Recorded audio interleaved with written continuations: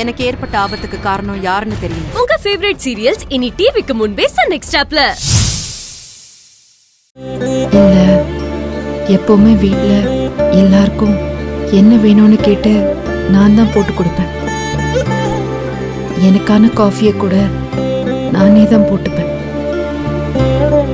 தடவை எனக்காக ஒருத்தங்க காஃபி கொடுக்கறப்போ ஏதோ புது மாதிரி இருக்கு. நல்லா இருக்குங்க. இது என்னங்க ஜஸ்ட் காஃபி, அதுவும் ரூம் பாய் கொண்டு வந்ததை நான் ஊத்தி கொடுத்தேன். அதுக்குள்ள இவ்வளவு உணர்வுகள் இருக்கா? கண்டிப்பாங்க. எல்லா குடும்ப தலைவிகளுக்கும் இப்படி ஒரு அனுபவம் புதுசா தான் இருக்கும். இது அவங்க எதிர்பார்க்க மாட்டாங்க. ஆனா இது எதிர்பார்க்காதப்போ கிடைக்கிறப்போ அதுல ஒரு தனி சந்தோஷம் இருக்கு. எங்க அம்மாவோட மனசுக்குள்ளேயும் இப்படிப்பட்ட உணர்வுகள் தான் இருக்கும்ல. சரிங்க, நீங்க முதல்ல ரெஃப்ரெஷ் ஆயிட்டு வாங்க. நாம ரூம்குள்ள வந்தது யாருன்னு சிசிடிவி ஃபுட்டேஜ்ல பார்க்கலாம். வேண்டாங்க. ஏன் வேணும்னு சொல்றீங்க? அது யாருன்னு எனக்கு நல்லாவே தெரியும். யார்? என்ன சொல்றீங்க? உங்களுக்கு தெரியுமா யார் இது? நேத்து ரூம்குள்ள வந்தவனா வர்ற வழியில நம்ம கிட்ட சண்டை போட்டு உங்களை கொல்ல முயற்சி பண்ணதும் வேற யாரும் இல்லை, அந்த காளி.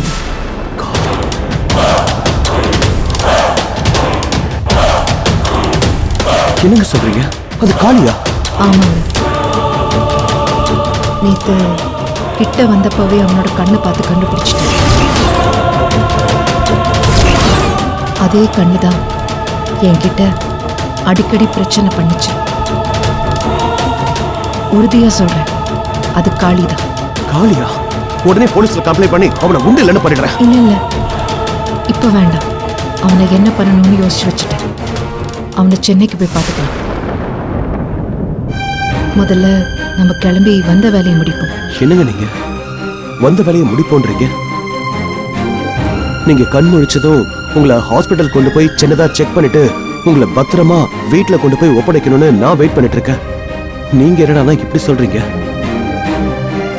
இங்க பாருங்க, பொறுப்பா என்ன நம்பி உங்களை அனுப்புன மாதிரி உங்களை கொண்டு போய் ஒப்படைச்சாதான் எனக்கு நிம்மதி.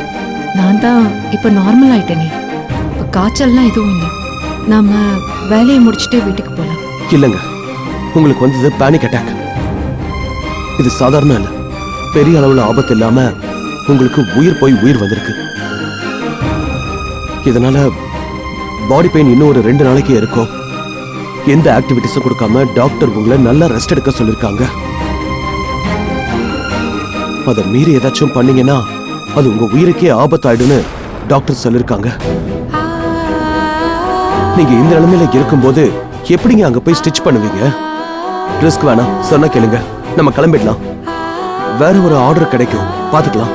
ஏங்க, பின் வாங்கணும்னு நினைச்சிருந்தா வர வழியிலே கிளம்பிடலான்னு நான் சொல்லியிருப்பேனே. நாம எந்த விஷயத்துக்காக வந்திருக்கோமோ அந்த விஷயம் முடியாம திரும்ப போகவே கூடாதுங்கிற முடிவுல தான் நான் வந்திருக்கேன். அதை முடிக்காம கிளம்ப மாட்டேங்க.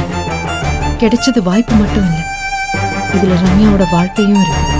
அதுக்கு உங்களுக்கு ஏதாவது ஒண்ணு ஆச்சுன்னா என்னங்க பண்றது? ரம்யா கல்யாணத்துக்கு பணம் தானே வேணும், அதை நான் ரெடி பண்ணி தரேன். இல்லைங்க, இது என்னோட தன்மான பிரச்சனை. இதுல நான் தான் போராடி ஜெயிக்கணும். நீங்க பயப்படாதீங்க.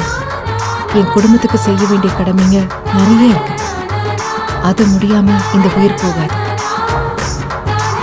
நீங்க ரெடி ஆயிட்டு வாங்க, நானும் சீக்கிரம் கிளம்பிடுறேன்.